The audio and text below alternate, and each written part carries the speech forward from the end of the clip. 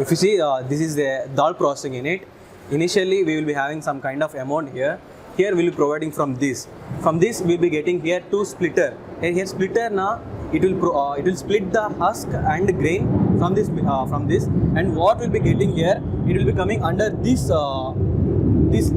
mesh. This mesh acts as three kind of crosses. Here one mesh will act as the whole grains, and on that down, what process dal will be having, that will be having some kind of small grains and also husk. Down this first mesh, we are having one more mesh. In that, the broken grains will be going downwards, and it will be having some one outlet, like this one first outlet, and the second one acts as the husk.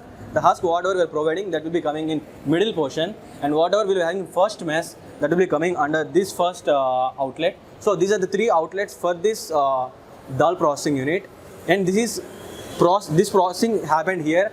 This is on basis of manual cleaning. We can't provide this in automatic basis, but this is the automatic process. We can run this equipment 500 kg per hour. This is the capacity of this equipment, and that's it. Mesh, right? The spacing is having more, so the dal, it will go down. It will like small dal. When you fry it, it will come a little bulge, because after raw paddy, the difference will be you can see difference from the initial stage to after frying the sample. So this one will be having, this depends on the size of the dal. What are the dal providing in this mesh, it will remove that husk.